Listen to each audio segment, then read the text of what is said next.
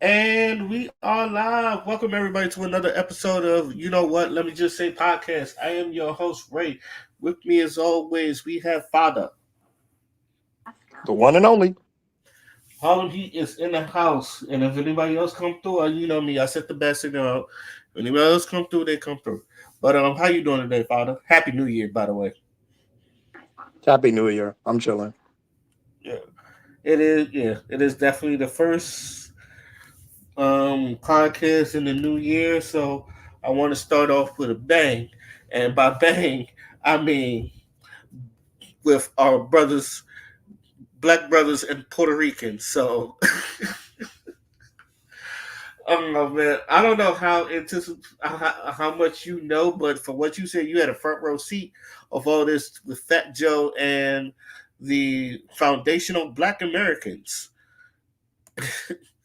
And for those that don't know what the hell I'm talking about, um, here is Fat Joe talking talking about foundational Black Americans and it's all doing with hip hop. um, Father, you said you had front row seats to it, so I want your whole thoughts on this whole thing with the foundational Black American. I come back. There's two of you. It's two fathers. I, but yeah, Jitsi is doing the shit again, so please. yeah. But yeah. What's your thoughts on what you this whole foundational Black American versus You Fat know Joe? what, Ray? I want you to go first because I already know what I'm finna say. But what is your initial reaction? I think if anything, Fat Joe takes this personal because, like he said, he's from the South Bronx. He's from where, excuse me, where hip hop was born, literally in the South Bronx, where he's from. And in the South Bronx, there's blacks and Puerto Ricans. Um, New York is a melting pot for a lot of different languages and a lot of races. Blacks, Puerto Ricans, the Jews, a little bit of here and there, a little bit of Caribbean, or all that. It's all in New York, and it's more or less in the five boroughs. Now, I think the reason why Fat Joe is adamant about this, or like his whole take on this, is because like he said, his brother carried the crates of some of the more hip hop legends, like the people who said, "Let me hear you say ho." He's like he's in it. He's literally in it. Fat Joe got a story about almost everybody he's been with and all that other stuff. So I feel like, and hasn't been the first time. I think when there was like the Caribbeans was also saying that hip hop is started in the Caribbeans and all that other stuff. I think DJ Cool Herc is Jamaican and some shit like that. So there are Jamaican influences, there are African influences. There's a lot of influences within hip hop that you hear that we get from other people. If people forget that hip hop is a bunch of samples from other music. Some of the best beats heard in hip hop are from samples from other countries, sometimes other countries, sometimes other songs, sometimes other genres, and you mix it, and then you turn it into a new sound. That's what hip hop was like. Uh, and you guys, any of the predecessors in the hip hop, but there was also b-boying, there was also graffitiing, there was also fashion, like anything that had to do with hip hop. It started all in the Bronx and all that other stuff, and you can see it in the histories, and you can see it in the. So I don't, but I understand the foundational Black America is like it is a Black art, which that's awesome. It's one of those two things could be right at the same time, but you know I feel like one just wants to be more right than the other. And that's what I'm getting at. And the foundational Black Americans, and I think I told you, and because you showed me some of those spaces, them niggas is wild. And all they do is yell and argue and curse each other out. I've been in those spaces. You've been in those spaces. This shit is like sometimes it's a headache for me because I can't sit in them. I don't know how you sit in them joints. Like I feel like some of them people they do more harm than good, which is why I always say you can't have everybody speak for you. But that shit, I don't know. I can see why Fat Joe have a problem with this because he's personally I don't. He's not like R. Kelly, but he in hip hop wise, Fat Joe is definitely woven into hip hop, and you're not going to try to force him out of it. but at the same time, Fat Joe is also um, said it was a black art and all that other stuff. So he has given props to black people. So I don't know why this thing isn't thing in the first place. But yeah, Father, what you said? What do you think? So, as someone who's at a front row seat in this entire motherfucking thing, right? This is an attempt for FBA to try and co-opt Black American achievements. And the reason why I'm separating FBA with Black Americans is because you said earlier they don't speak for the majority of Black Americans, right?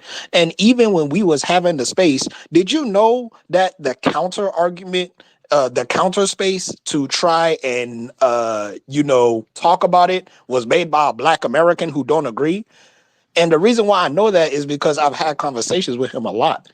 You feeling what I'm saying? So um yeah, like I feel like this whole hip hop shit is kind of just like a deflection from the actual motherfucking conversation that a lot of these niggas are hateful, like Fat Joe said. And notice he did not call out Black Americans. He said FBA specifically. You feeling what I'm saying? He said FBA specifically. So it's not that we're trying to remove Black Americans from the fucking art. It was born in America. It's a Black America art.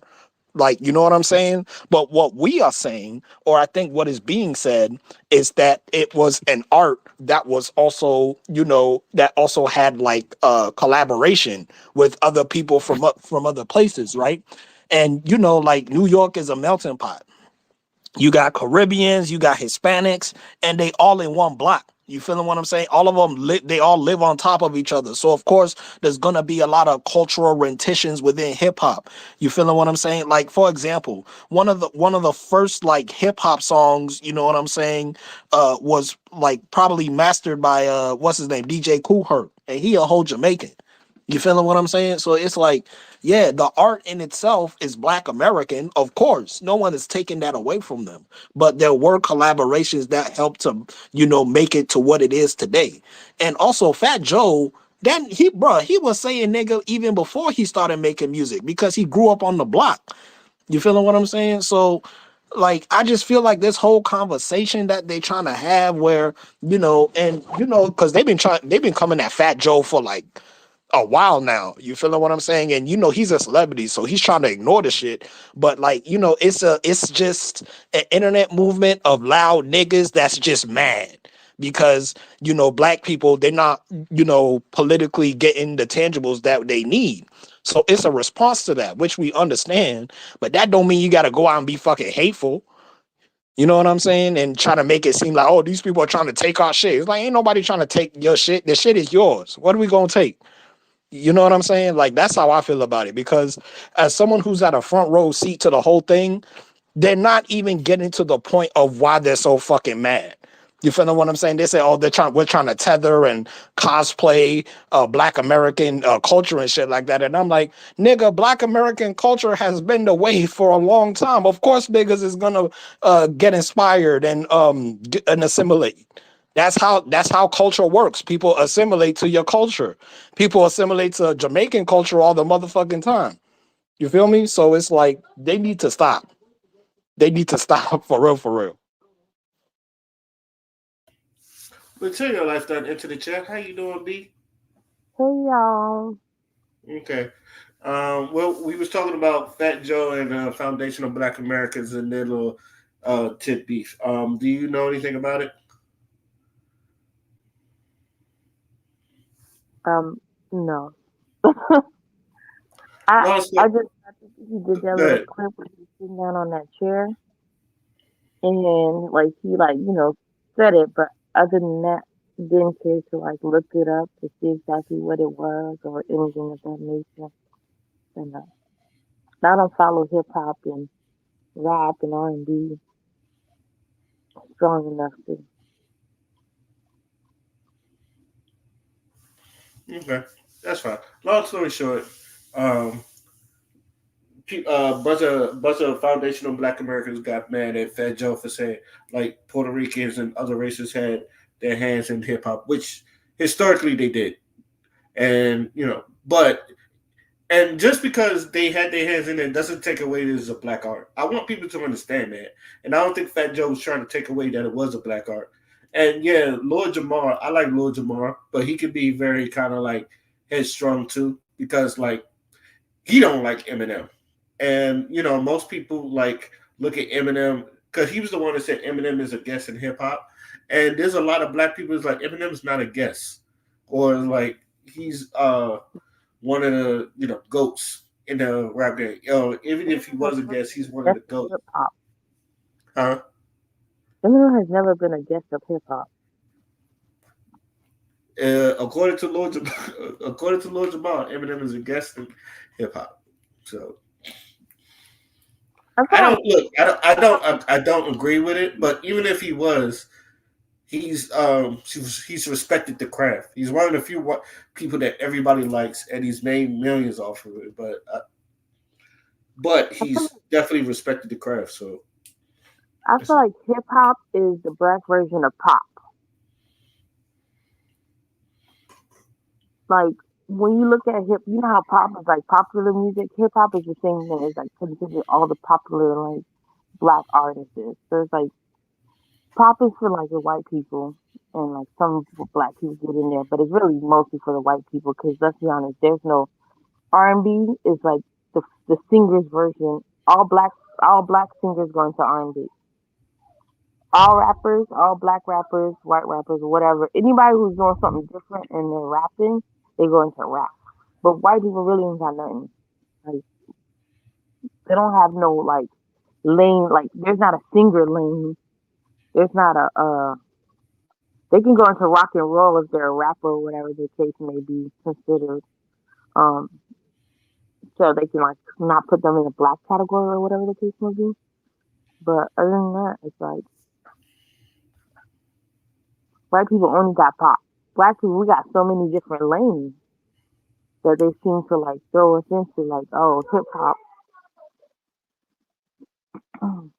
is you can either be a rapper, R&B singer, or you can fall into the hip hop category. Versus white people, they can really just fall into pop. You got rappers falling into pop, singers fall into pop.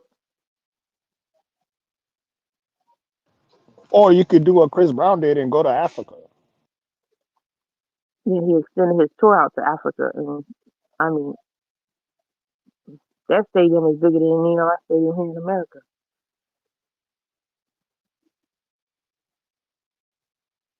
I don't know if there's any other stadium bigger than that one.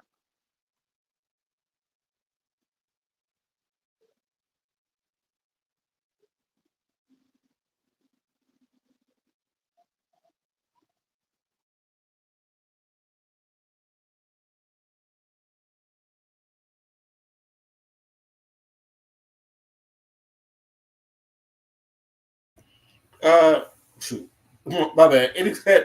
Any last words before we move on to the next topic?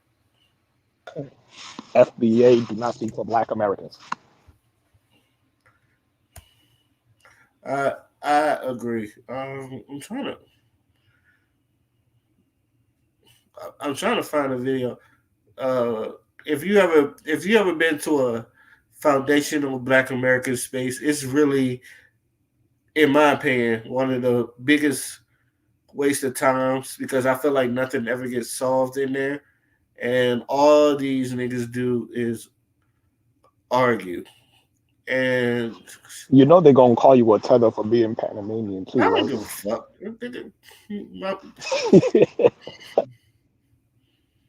Tether these nuts. I've been in those. I've been in those spaces. Name something that gets solved in the spaces. Nothing. All the niggas do is just yell Absolutely at each nothing. other. Yeah, you think a bunch of I'm saying like you think a bunch of niggas that just do nothing but fucking uh you know talk out their ass fucking I don't give a fuck about them niggas. I stand on it. I can't even sit the video down. Damn it. There was a video of literally like it was like 25 minutes of Charleston White and he was just badgering the fucking. He was basically trolling the fucking Foundation of Black America, and for like 25 minutes straight, all the niggas did was just yell and curse each other out. It was just, and he's just laughing and shit. I can't find it. Oh, bruh, you know what, Ray? It gets even worse because some FBA was sitting there talking about how they would side with the KKK to deport immigrants and shit like that. Like, it gets deep.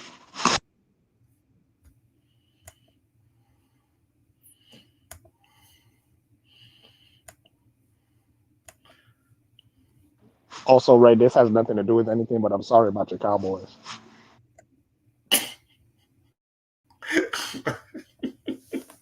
That was a low blow, but thank you. Oh man. Side note. Oh, okay. This is a do you care? Because but I know it's been talking. Tory Lanez got free, and Megan Thee Stallion has like put a restraining order on Tory Lanez. It's like, do y'all care about any of that? No, I want the situation to be deaded. Wait, when did he get free? Time out. When did this happen? A couple of days ago. That's wild.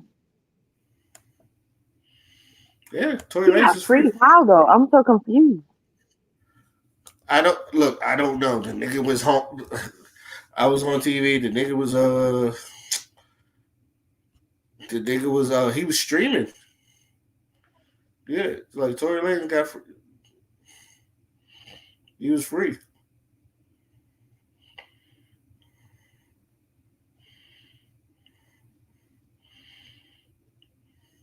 And all of a sudden, now that shit disappeared. What the fuck is going on?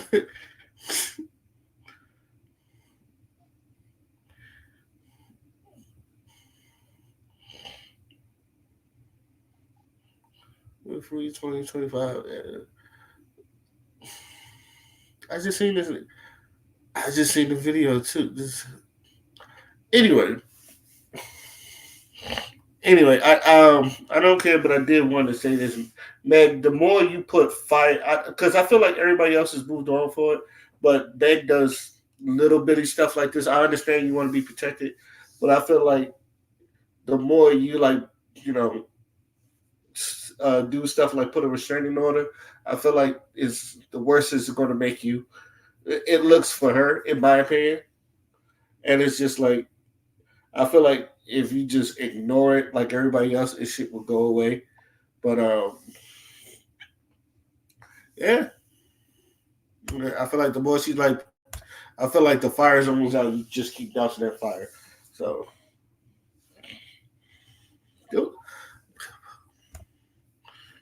I should start saving. I should start saving video because there was a video of him talking about he was home, he was streaming and all that other stuff. It was just down. I look good.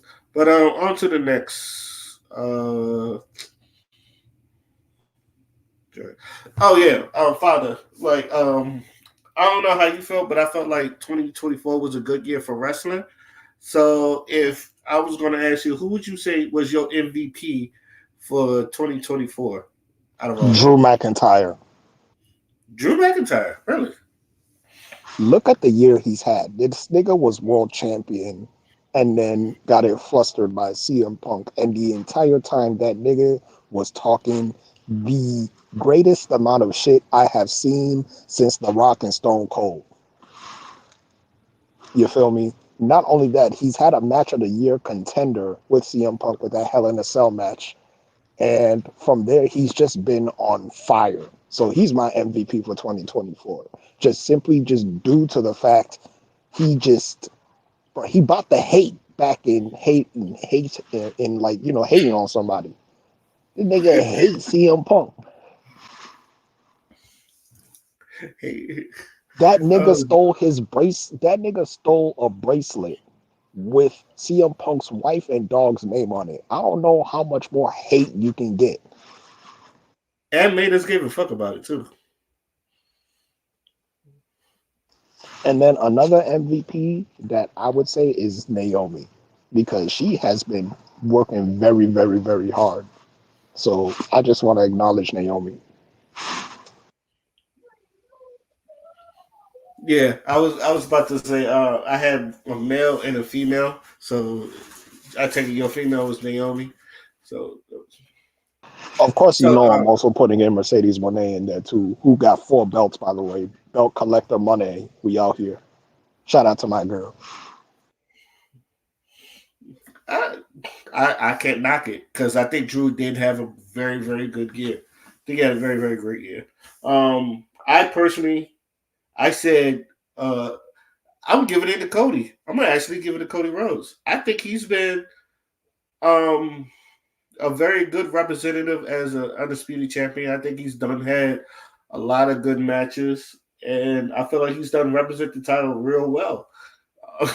So I feel like he's been on point. Drew is a good one too, because Drew has definitely like you said he made us care about things that I'm pretty sure no one will really care about, but we all do. So for him, um, to also for female, I would say Chelsea Green, but I still want to go Mia Yim. And don't get me wrong, Mercedes Monet is good. I think Tony Storm. I think Tony Storm had a good year too. Willow Nightingale. I think Willow Nightingale had a real good year. But whew, shoot, the women. Honestly, the whole women NXT roster very good. I feel like they've been putting on shows. But I'm also giving it Mia Yim. I think me and Yim's been having a very good year, and then like not only is that, I feel like she's put on a lot of good matches for a lot of wrestlers like Nia Jax and Jada Parker and like all the other stuff. She's been going through like levels and shit. So I was hoping she would get the belt, but I think Chelsea Green is also a good um for it. So that's that's so any last words on that one, Father? Nah, I just hope 2025 is a good one too, because they was cooking it last year. Okay. So all right. On to the next topic. How do you and this is one of the ones you wanted to bring up. How do you feel about high housing costing the high housing costs for many people that are employed into homelessness? Because to me, I seen this coming. So how do you feel about that? Not only have I seen this coming, but it's a consequence of the type of economics that people were trying to implement, not only in the United States, but in every first world country. And the reason why I'm highlighting this is because it's also an issue in Australia, in the UK, in France, in Spain, in Italy. Like a lot of these motherfucking countries are just kind of rotting away economically, right? And you remember the shit I showed you about how Biden wants to send even more money to Ukraine.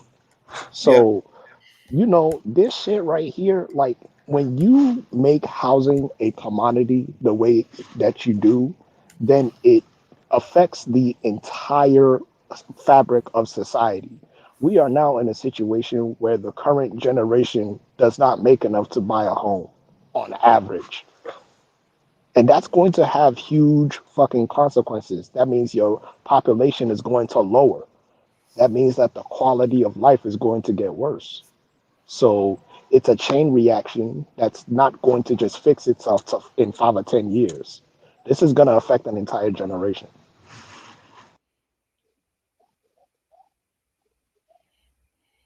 Material life. You have any thoughts about this? Say the, say the question again. Say what? Say the question again. How do you feel about the high housing costs forcing many employed people into homelessness? Like you talking about the buying or the renting? I'm talking about basically inflation. Not it's getting Renting. to It's mainly renting. yeah, Okay. mainly renting. Yeah, mainly renting. I think it's crazy.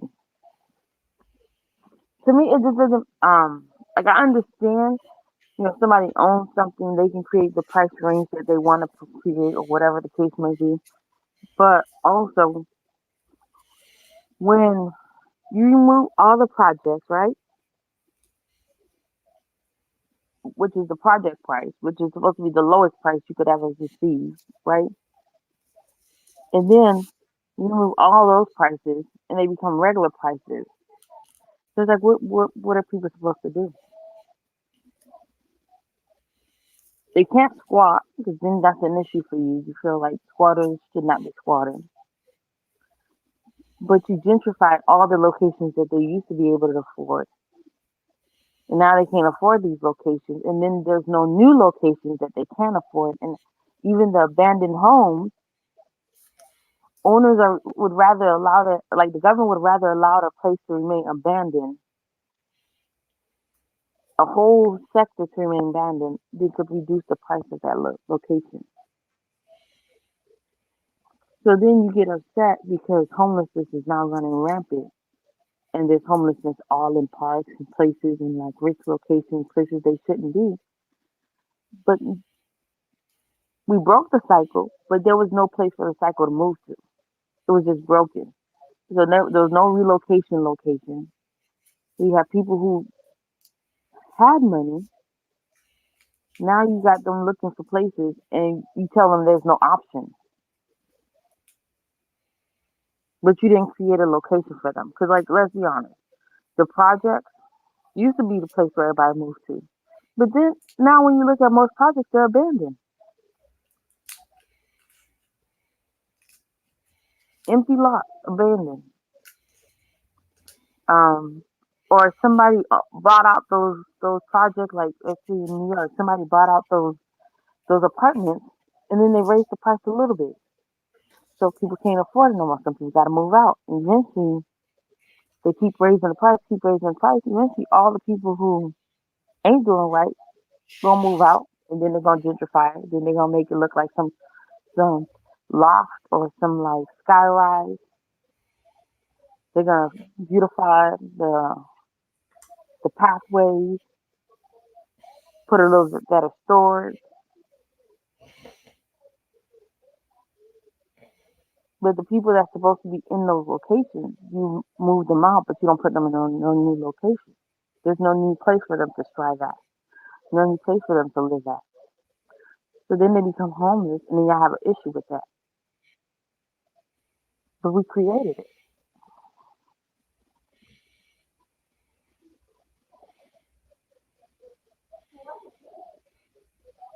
That's how I feel. Uh, I will say this. It's not one of these is one of the things. It's not just a black problem. It's a world problem, and I'm.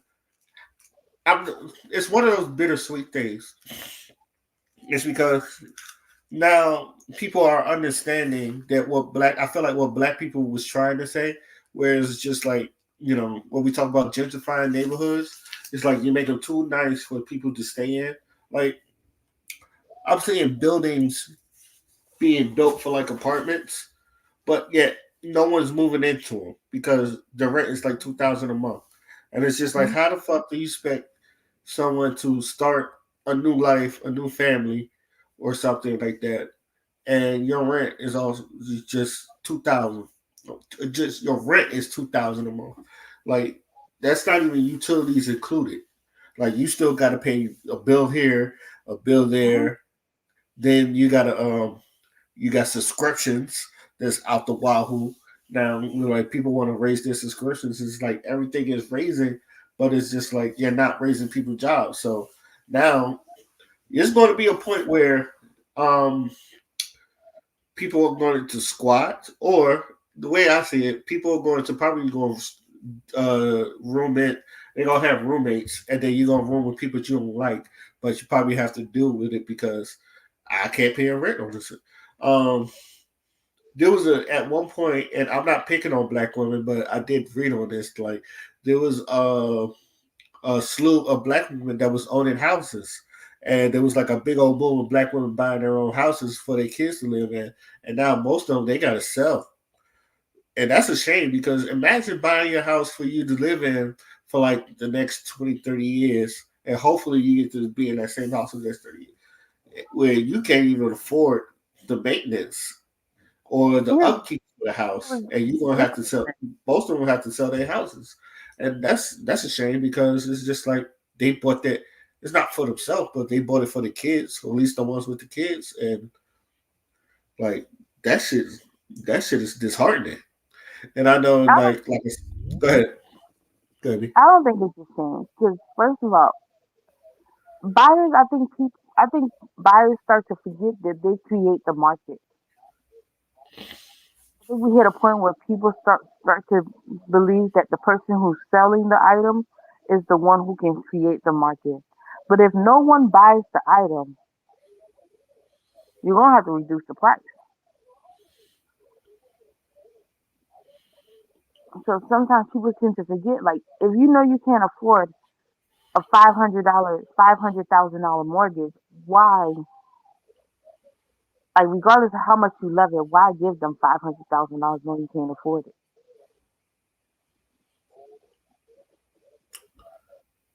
And that was the thing. People were like, "Oh, they have the money, right? Like they can, they will." But it's like, why though? Like when you look at the house, it's definitely not worth no 500. There's too many houses in America that ain't worth $500,000.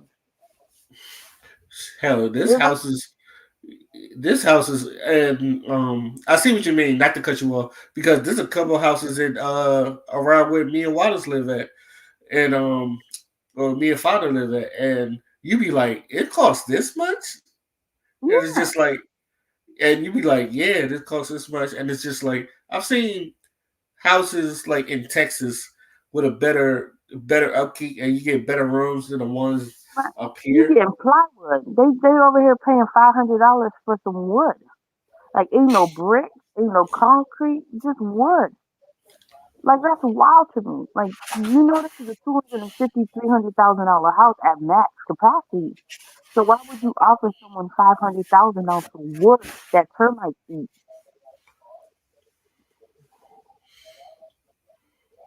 And then you get upset later on when you lose in the wood house.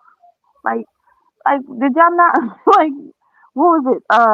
What was it? The three little pigs. Like did y'all not read the story of three little pigs? Like a straw house is not strong enough. A wood house ain't strong. You need your brick house. But y'all willing to go? I mean, y'all willing to go deep in the pockets for something that ain't that strong. Like it don't. It's not enough wood in this world to make a wood house stronger than the brick house. But you overpaying for something that you shouldn't overpay for, and then get upset when you're losing it. You should never pay that price. I don't care how much you love it so much.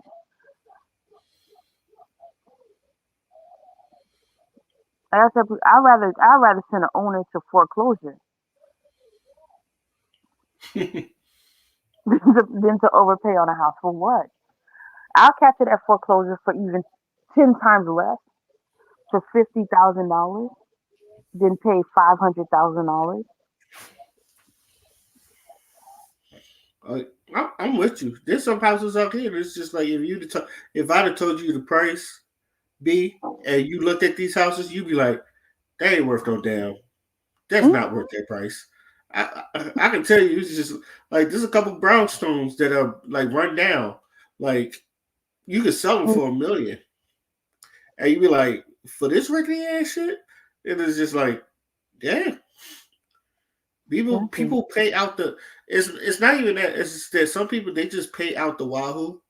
But I feel like that also backfired on them too because it's like this house wasn't like you said What? this house wasn't meant to be costing That's this why I much. don't But feel bad for them. They knew better, but they want to show out and show out for their friends or family or whoever. Like they got it, they can do it, and now you out here fighting for your life.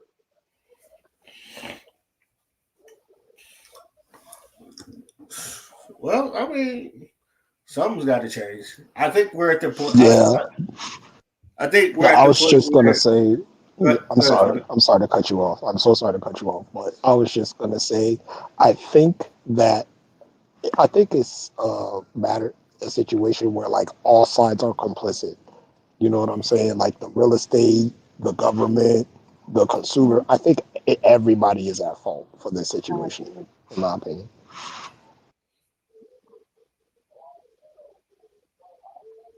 No one's trying to fix it. I agree with you. They very complacent. The government feels like it's not their job, but they doing it. And then when they do help out, they make it worse. The realtors are in delusion because they won't be honest with the sellers or with the person that's buying. Like this ain't even worth this much. Like you supposed to be the person that like puts people in place. But if the realtors is just looking out for their commission, then it's not good. And then the sellers is definitely in big time delusion. Just because you spent $1 million on a house that was worth $200,000 doesn't mean somebody else should spend the same amount.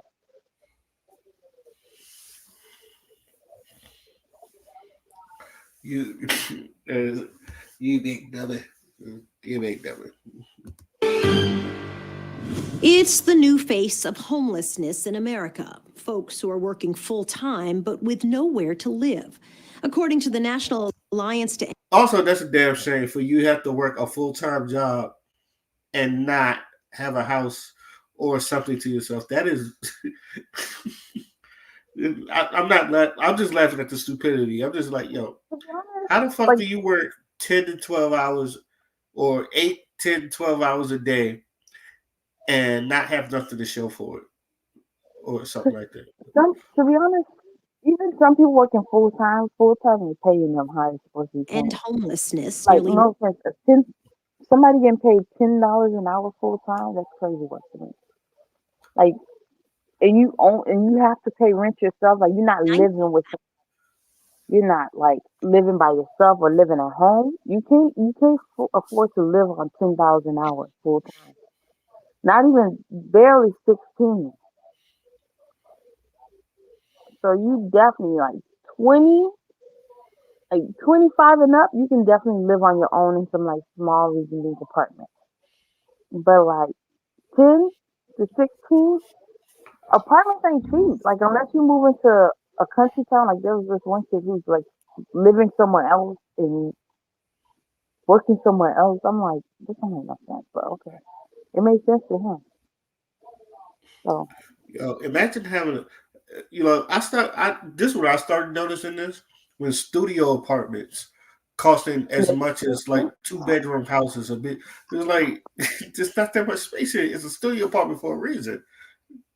And then like all of a sudden they're costing as much as like 2 or 3-bedroom houses. I was like, yo, that's bullshit. The fact that people took efficiencies and renamed them studio apartments to make them feel better about being in the efficiency is crazy work to me. Like they feel like broke black people live in efficiency, but like rich broke white people live in studio apartments. They both ain't got no room, sweetheart.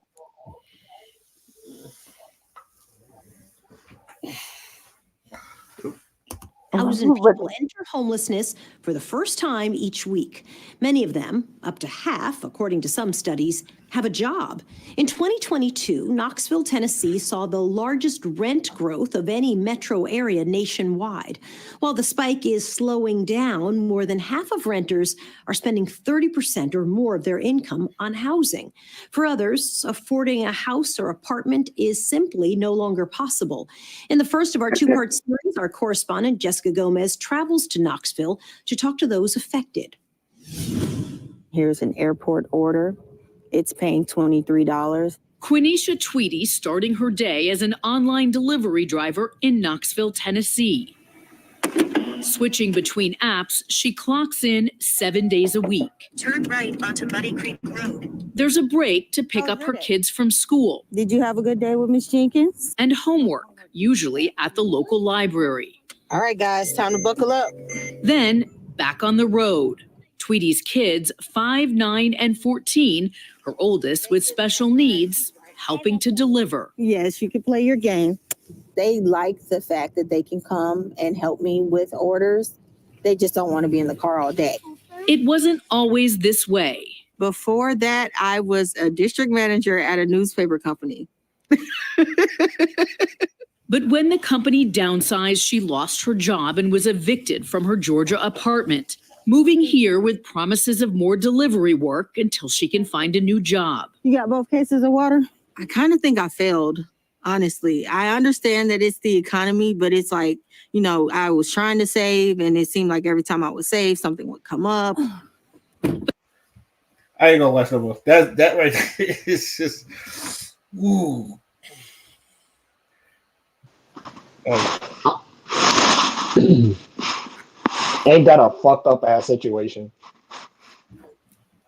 And this is America. And you know what's funny? Because like a lot of people would think, oh, people was just lazy, or people just, you know, it's not laziness.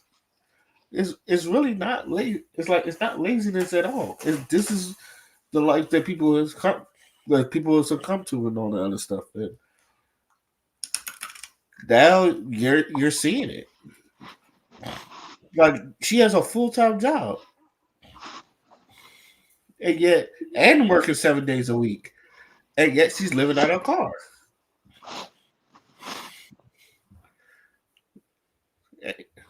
And I'm pretty sure, and I'm pretty sure if we keep watching like other shit, we will see some other shit. But that's right there. That's enough to just show you what it's really like out here. Dion into the chat. What's going on, Dion? Yo. We was talking about people, the homelessness in America while people are having full-time jobs. You got any things to say about that? Shit, I'm nearing that point my damn self. It's weird because it's like it's so hard to find work, and then the jobs people are getting ain't paying shit. Ain't paying enough to even sustain people's bills. Shoot, the only reason I haven't lost this spot is because of special program I'm on. Y'all know my situation.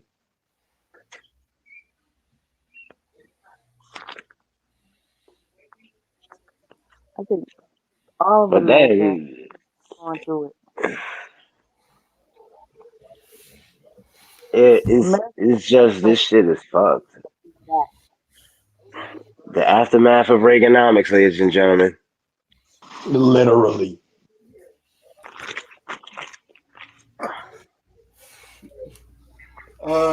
Shoot. I just want to say to anyone, I would say 65 and plus, you did this to us. If you were around during Reagan's era, especially if you voted for that motherfucker, you did this to us. That's crazy. That's crazy. In retrospect, voting for fucking Ronald Reagan.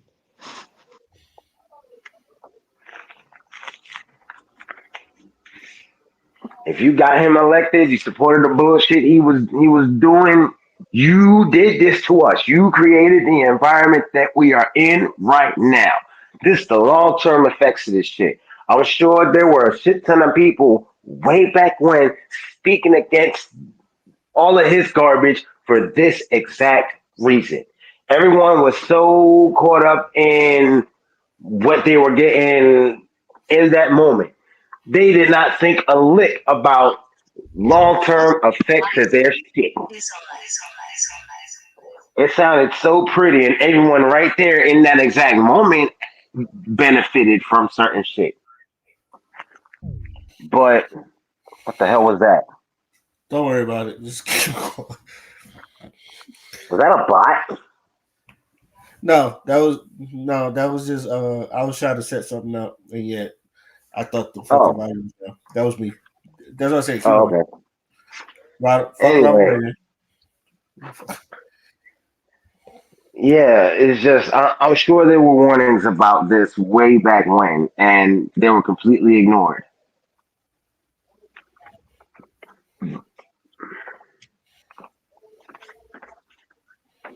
And then you know what's sad? You know what's the saddest thing about that?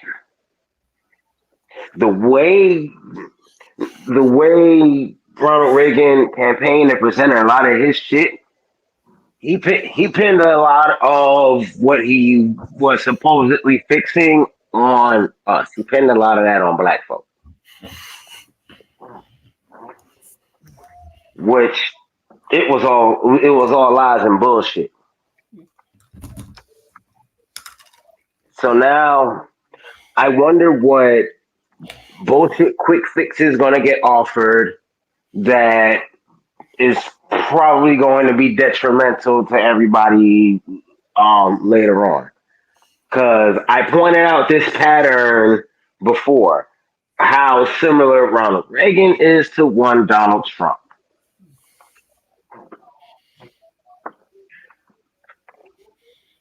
So let's see what quick fix Mr. Trump tries to pull out his ass.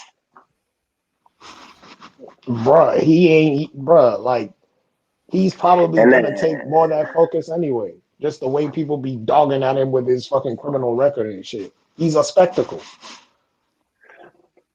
all right, you want to take your attention away from your criminal record? Start fixing some shit. We know you won't, but doesn't hurt to dream. And that's all I got to say about that.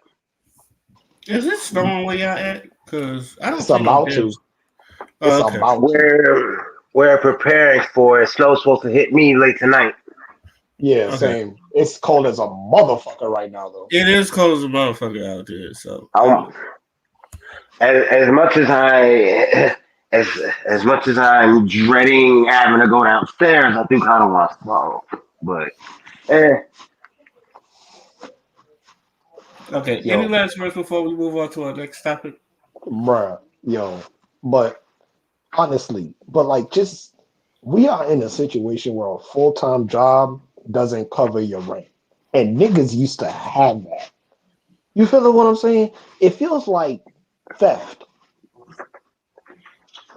You know what I'm saying? Like I feel like I'm being there was stolen a from. point in time where so long as one person in a household had a full time job, rent and literally everything else was fucking covered. You know why? Because you didn't have to sell your soul to pay your light bill. You didn't have to freaking sacrifice a virgin to pay your rent or your fucking mortgage. That's crazy. Cause I lived in a This different shit world than costs too fucking much. I'm gonna have to sell a fucking organ or some shit to probably pay my damn cable bill. Cause I stopped paying cable for a long time. My Yeah. father, they tried to hit my father with the okey doke that he bought like movies and all that shit, and the joint walked up to like $1,000 cable bill, and my father was like, "I have Netflix, I have Hulu, I have the all these." only the only reason I still fuck with cable purely because for certain streaming services, if you have access to their shit through cable, you can access whatever app they have for free. That's how HBO does their shit with Max. I just use YouTube TV. I, YouTube you know TV what? works. Somehow it's wild because I don't know. I must have lived in a different generation or had was raised with a different group of family members or something like that. But I don't know. I was raised with people having two jobs, two, three jobs growing up. I I was in a family of six. My parents they had no choice of having both of them work. They was fucking Yeah. yeah. Well, They I like didn't. my parents were like You had fucking. your mom and your dad, and they both was working. It was just my mom at the time, and she was working multiple jobs. And then she got with my stepdad. And he worked hard, and she worked hard. So like, but that whole like it was. margin. Even the Cosby's, they both was working. So it's like I think Shit we was look at this era. There's an era in America where we like people are one job in this. Even like everybody hates Chris. Like what she said, her husband got 3 jobs.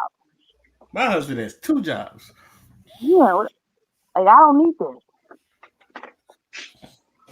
There's like it was definitely it was rare now for you people. need every cent. Now, now we are able. Some people are able now to be able to like work one job and afford life that they like. A nice size apartment, not something crazy, not nothing out of control. Yeah, it depends on exactly where you are, what form of a job you got, and they're not and then they're not living in no area worth living in. They are smack dab in the middle of the hood somewhere. Hmm. But it was like it's rare. It wasn't a normal thing. Like I feel like this new generation of kids, they're seeing more money than your parents, your great parents, your like any parent before that, great grandmother, great father. We're Like seeing more money, yes, but because of inflation, it don't look like it. The cost of everything has gone up. How much since our parents and grandparents were kids? That's the biggest problem here. inflation looks different to each person. That's what I'm saying. Some people are seeing like when you look on social media, there's people who's getting $200,000 salaries and they're only 23, 24 years old. But then Inflation, that goes to my previous comment. That depends on who you are. If you got inflation don't look the bread same. like that, the inflation thing may or may not mean much, depending on your exact situation. But then there's certain folks who ain't got it like that. So the price increases is crippling all their shit. So inflation to a person who's making 200, $300,000 doesn't look the same to a person who's making $20,000, $30,000, $50,000 annual salary. But the thing is, the price margin is going up to where all these 200, 300, 400 millionaires salary range people are going. So people are renting. They're creating the market based off the fact that they believe that there is way more 100,000ers, 200,000ers in this market now. Because when you look on social media, there's too many people in jobs that are like you don't see that the fact is there's still a lot of like the job market didn't increase for everyone. It only increased for a certain group of people. But the certain group of people are all on social media talking about how they're getting paid 100,000. How look how I budget my $100,000 salary. Look how I budget my See, 200,000 salary as a I teacher. don't pay attention to none of them on social media because it's easy to make it look like you got some shit for a fucking video. So I don't trust nothing and nobody off of social media. But the market is moving based off of those type of salaries. It's not moving based off of reality. That there's a lot more people that still need Section 8. There's a lot more people that's broke. There's a lot more people like that's not functioning off of $20 an hour. In their mind, everybody makes $20 an hour. Everyone's making $18 an hour. Everyone's making $25 an hour. Like you're talking about teachers who's getting paid $80,000, $90,000 in a salary. When teachers back then used to only make 30,000, right, or 40,000.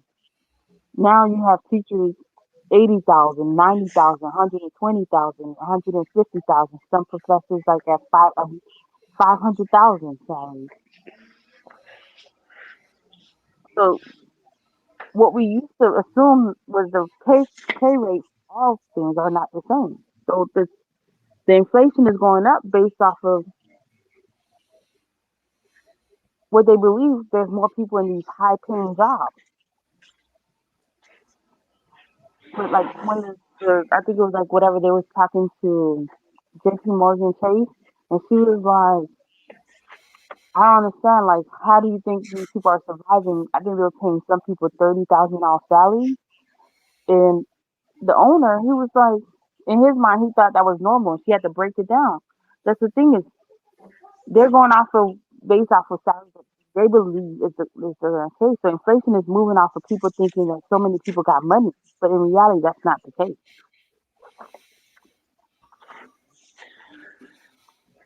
So you're saying part of this is due to, let's say, the negative the negative influence of social influencers, basically. Yeah, It's more if than we that never though. see, It's if, a little bit more than that though, respectfully. Just due to the fact that you have a situation in which there's people that have different economies. You feel what I'm saying? So like you said in your example earlier about people that make like 50, $60,000 a year, they're only going to be gained access to a certain type of economy in which their money, you know what I'm saying? But like the people that are making like the millions and shit like that, they are now buying assets, and those assets are usually in the form of housing because housing appreciates over time usually.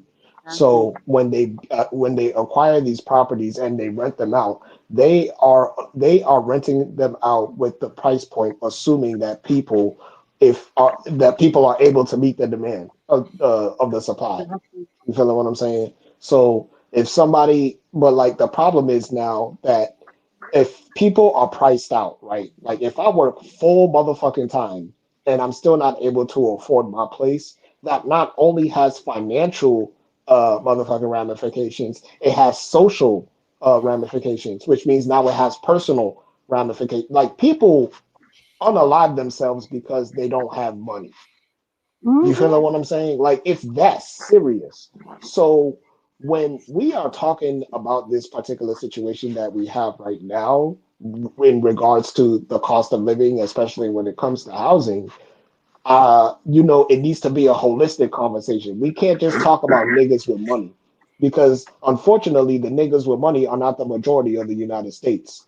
You feel what I'm saying? There's only so much wealth that can go around, and if you're out there fucking hoarding the shit, then how the hell else is people supposed to get the money to do so?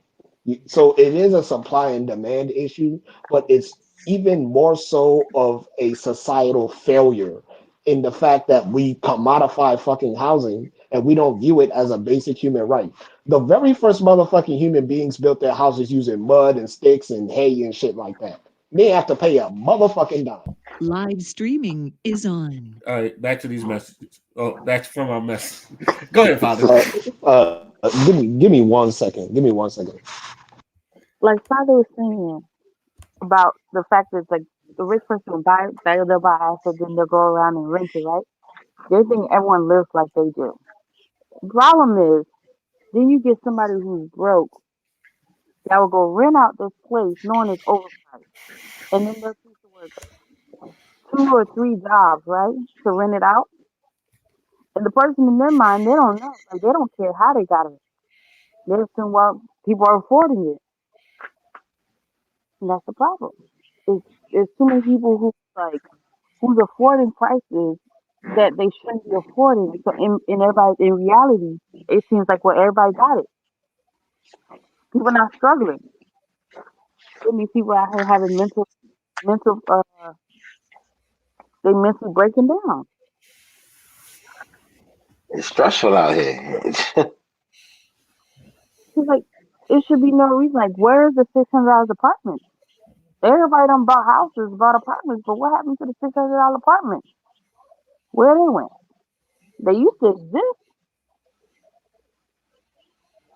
because even in 2008, those type of apartments used to exist. But everybody's looking at social media, everybody's looking at all these things, and they seeing all this like, oh, everybody getting flown out, everybody living this good old great life. People got buying BBLs left and right. Like, when did everybody was able to afford a BBL? Like that had to have been that was hard money right there. Yeah, buy one get one free BBL. Just a buy Yeah, one. not everybody and their mama could afford a BBL. They're doing the discount shit in niggas' basements. All these OnlyFans girls screaming up and down they became millionaires from being OnlyFans or like so in their mind they're watching you see all this like who's struggling still?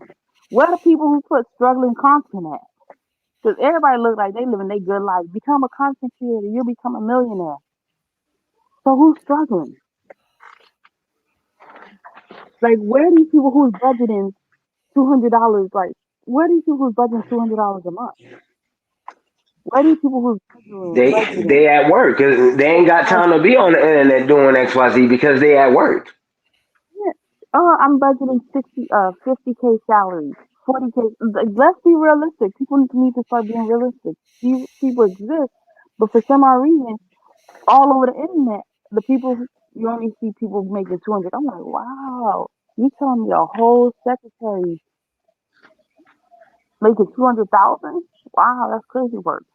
I didn't even know secretaries could make 200,000,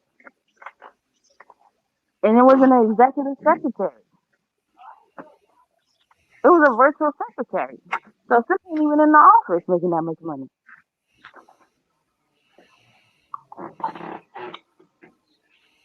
Yeah, I just wanted to continue off where I left off real quick. So yeah, so it was like, as I was saying before, it's like we are basically we are now in a situation where there's a mismatch of values, and the people that are suffering the most are the people who have been priced out. It's not that the people aren't making enough money per se, it's that the market no longer deems them, like participant in the housing market. So they're completely cut off.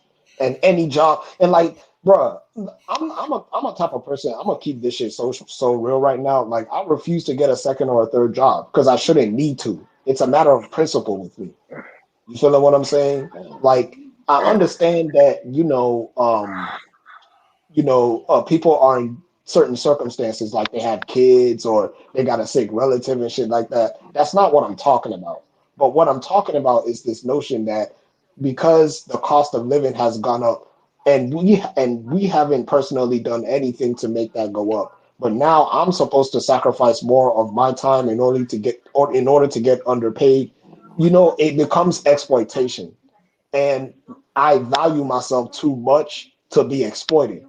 You feel what I'm saying? Like, I never really understood why people glorify struggle so much.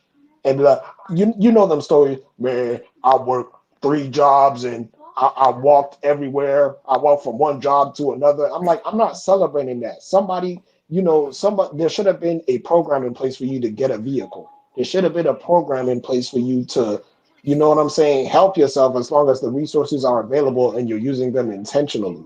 So I don't think it's an issue of laziness. I don't think it's an issue of, oh, these people just aren't working hard enough or they don't have ambition to go and get like a job that pays 300K.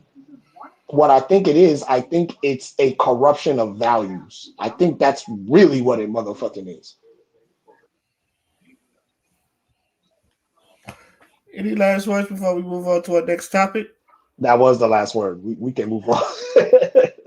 I was about to say, because Dion had the perfect transition. We just kind of like jumped off of there. As you can see, I brought Camille Whitbush. If y'all don't remember her, she was the oldest daughter on the Bernie Mac show, and she revealed she earned $921,000 first week after launching the OnlyFans account. So, Father, you wanted to throw this up there, so you wanted your opinion on this or some shit like that. And this is a great segue to what I now call corruption of motherfucking values. Because just like the housing market, another market that has also been commodified is the female body. So shout out to y'all. Shout out to the women out here. You know what I'm saying? Doing it big. Shout out to the simps that pay for the shit. 921,000 is crazy work. You feeling me? Like, yo, this is where we at right now. You know what I'm saying? This is where we at. It said it helped her out. Shit. And that's all she had to do is just show a little skin. Why fucking not? I can't even show you the full picture here because her nipple is out. Yeah, like that's how deep it is. Like, she's out here doing this shit. And a whole bunch of people. What was that other girl? The Catch Me Outside girl, her OnlyFans. You know what I'm saying? Yeah, she had her own fucking OnlyFans. Yeah, Bad Baby. She did it when she was 18. I think hers was different. I think she knew that she had creepy ass niggas that was gonna give her money. She was like, She just wanted to monetize it. I don't think she did hers out of desperation. I think she did that because she knew that niggas was going to go Right. to. She already she was already famous and she already had some money. She didn't need to do the OnlyFans thing. Yeah, but It the was a only cash reason why grab I'm for her. bringing that up, is how much money she made doing this shit. You feel what I'm saying? This is what it is now. Like people, and the Bernie Mac show, like a lot of people watch that shit. It was a very successful show, might I add. So you Yeah. telling me the royalties from that ain't covering your shit, bruh? Bruh, they saying it like your favorite celebrities more than likely are probably they don't have as much money as you think they do, and that's why Oh, I'm Booty like, said that. bro, and that's why like I'm at a point right now. It's like, nigga, what are y'all niggas pocket watching for? You know what I'm saying? Like, why did we turn into such a pocket watching ass motherfucking culture? For what? The fuck do I care if somebody got more money than me? Money is a It's because we live in a country full of fucking haters. like for real. It never made sense to me, bro. I could never be that motherfucking insecure. I could have $20 in my bank account right now, and there'd be a nigga that makes $600K a year, and I won't give a fuck. You know what I'm saying? Because he a human being like I'm a human being. If we both catch cancer, we both gonna have to deal with chemo. Like, the fuck? What are we doing here? Like, sometimes I feel like I'm in the motherfucking Twilight Zone with some of these niggas because it's like, the mere fact that we have now completely corrupted what value is, the shit, stories like this happen. She probably not the only one that's gonna open her OnlyFans after this. You know what I'm saying? Like, bruh, and if it wasn't the OnlyFans girls now, it was the motherfucking video vixens back in the early 2000s. You had a whole bunch of girls on Same social hustle, media. different format. Same hustle, different Exactly. format. It's a different motherfucking format. The female body has been commodified, and now niggas are mad because they're getting money from it. You know what I'm saying? Like, I'm not finna sit here and judge her because she had to do what she had to do, but I just think it's very interesting at the time that we're in that the conversation is now how much she made from doing the shit instead of, oh shit, this is a woman that That's has made a successful career and she's broke, or she's in a position where the money or her financial situation has gotten worse because of the cost of living. So now there's an issue, and it's like, Dion, I think you said it earlier. No, it wasn't you. It was Material Life said it earlier. Nobody wants to solve the shit. It just seemed like nobody give a fuck. the thing I said was, if Mr. Trump wants everybody to divert their attention away from, his criminal history and everything else that everyone talks about when it comes to him, fix some shit. That's the thing I said. But to answer one of your questions, though, Fada, about the whole pocket watching thing, it it stems from envy and desire. You, not you per se, but let's take a basic, someone working a regular 9 to 5, and again, struggling to make ends meet, behind on XYZ, got kids to take care of.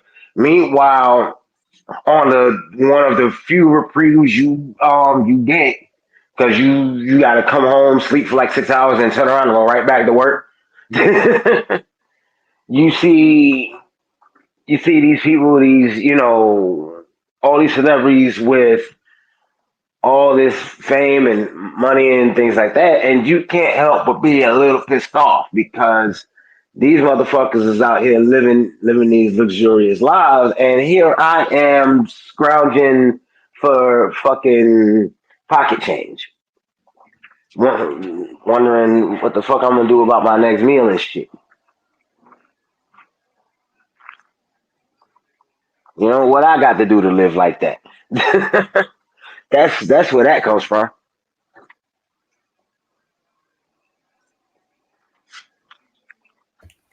You know what this makes me think? It makes me think like are they really doing it for the money, or are they really doing it for the art form or some shit like that? Because I think in this time you're gonna make money off of it, but even back then when like sex workers get into this industry, the first thing they tell you is you have to really, really, really like sex because like Oh, because um you gonna be fucking. huh? Because you gonna be fucking a lot. Yeah. Yeah. Because and I don't think she do like porn scenes and all that other stuff, but I've seen it to a point where, especially in this generation, where you can tell when they do it for the money, they kind of like burn out quickly. Like they get the money as fast as the money they get, the faster they burn out, and it's usually like they're not appreciative, and then like you get this vision of men that you never had before, but now they're like real disgusted of men.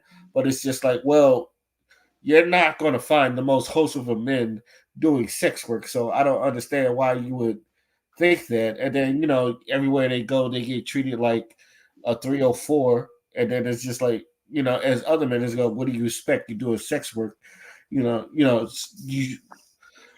a lot. But I look at this, and then I look at a lot of other people. It's just like a lot of the sex workers that get into this industry, they get real, real sad. It's real disappointed. They get into depression.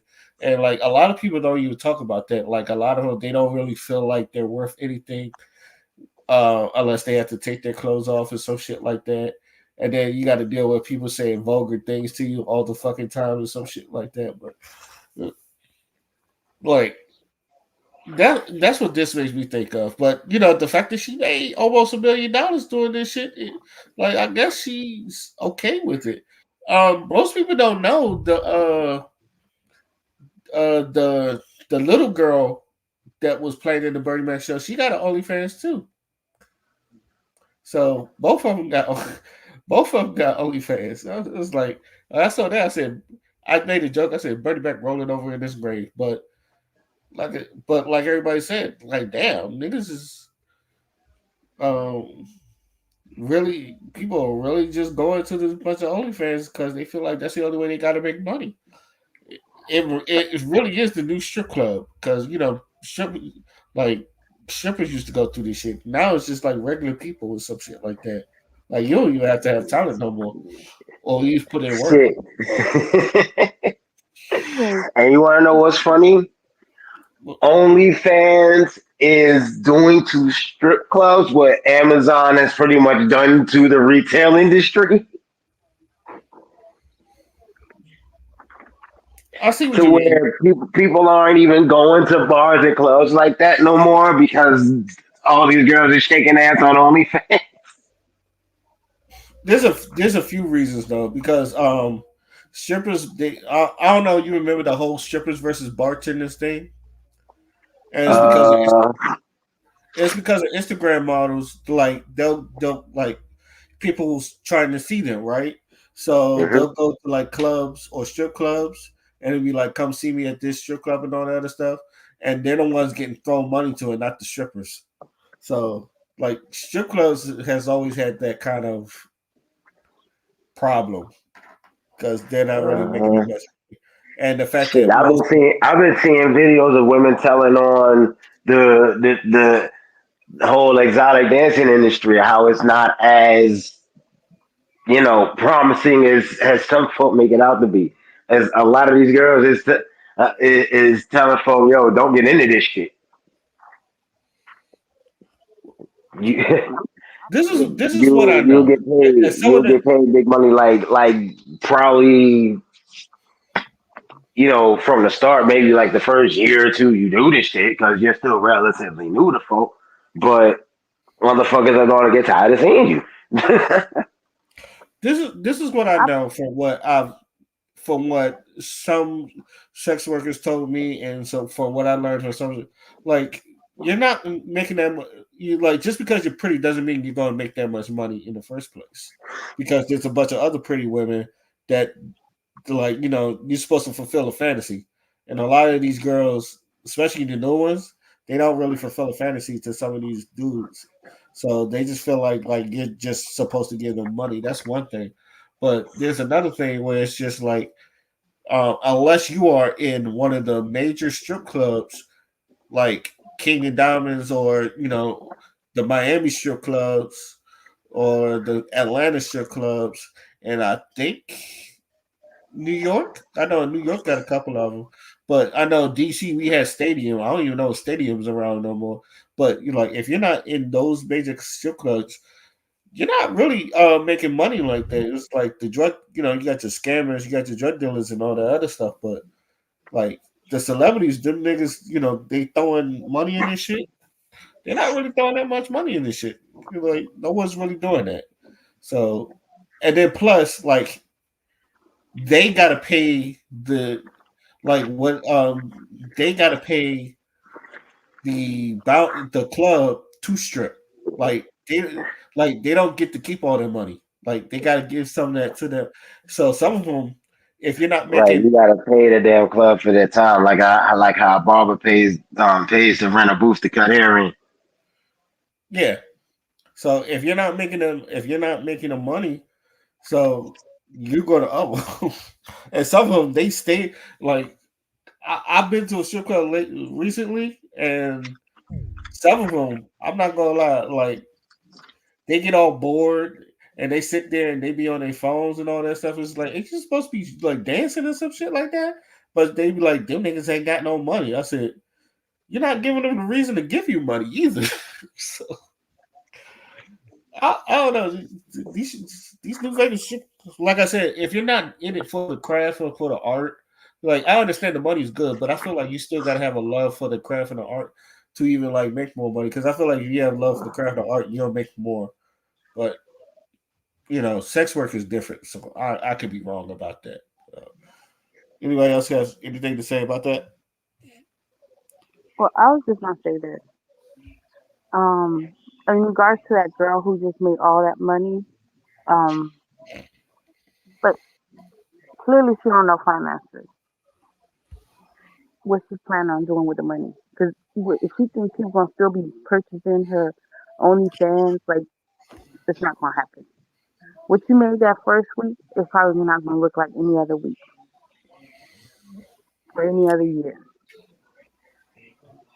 So you probably gonna have a few people that still stay, but it's not gonna be as much as you. So you got to make sure she like doing, what you plan on doing with that. And then people who go and like, if you go in first of all, if you have standards before and then you go to OnlyFans, you're not gonna withstand it. Like versus a real sex worker that understands like they doing this because they need to get paid and stuff like that, and this is what they like to do and stuff like that, versus somebody who's doing it because they're financially struggling. Once you get out of the financial struggle, it's gonna be hard for you to continue doing something like that. Versus somebody who's doing it because all they can think about is money. Okay, I need to get paid. I need to get this. I need to get that. So it's like it's cute and all, but it's like, yeah, I don't know if she's gonna be able to withstand a whole year of doing like this is bad. She didn't stay a whole year. The girl made her money and she walked out of there.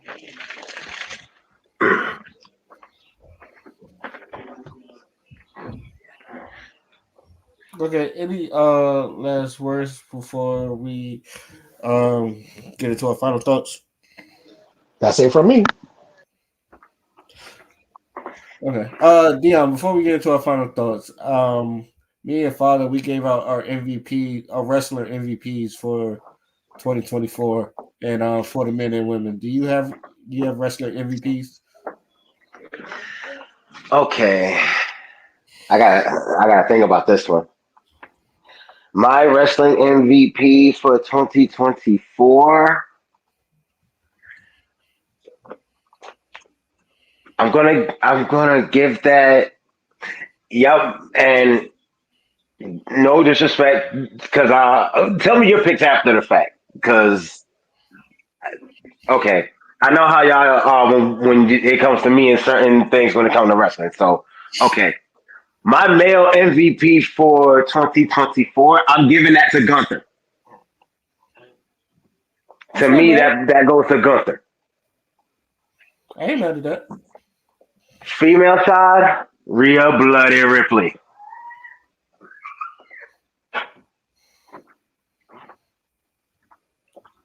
I ain't mad at that either.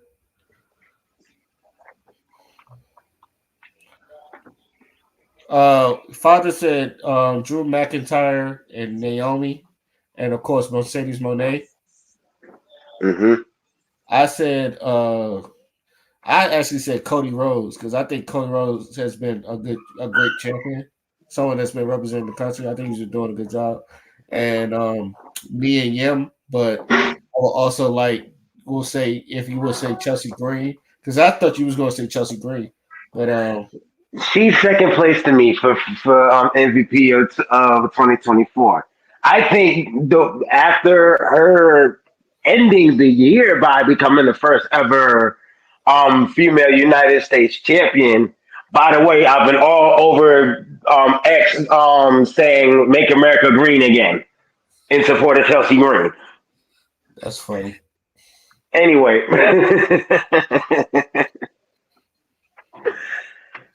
I think 2025 is Chelsea Green's year. This is her. This is going to be her year. She's also an amazing start.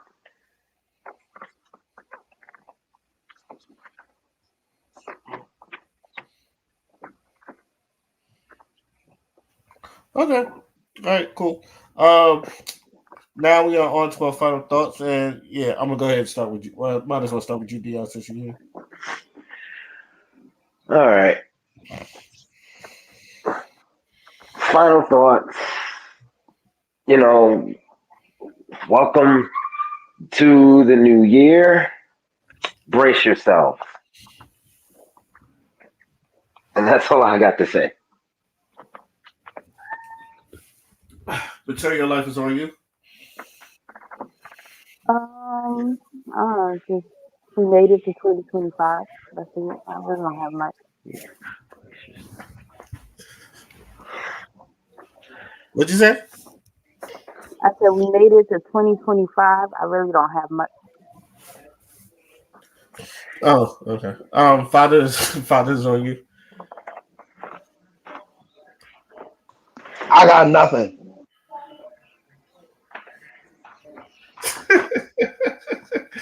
Okay. All right. First things first. Aaron Pierre is Mufasa. I don't, that shit is catchy. I'm not gonna lie. That shit is catchy. But all this is real shit. Okay. As we get into the new year of 2025, there are some things that I hope that us as a people we will leave behind, and one of them is this whole argument of 50-50 and traditional and modern. I hope we leave that behind. Phrases, skibbity toilet. I don't even know why the fuck that was kind of popular anyway, but that shit. Wait. What? Skibbity toilet. What the fuck is that? I've never heard that. It's some young people shit. Don't even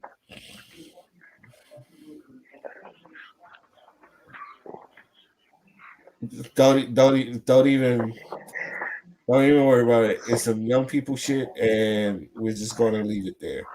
What was it? There was another one. It's but mostly it was I hope we can leave the 50-50 and 50-50 relationship argument. I hope we can leave that in 2024. I think we need to just realize that we are in a modern day era, and we have to just adapt into a modern day era and just create new fucking systems that we need to because in my opinion we all need each other. So ain't no yes. Let's just say we just that's need a fact.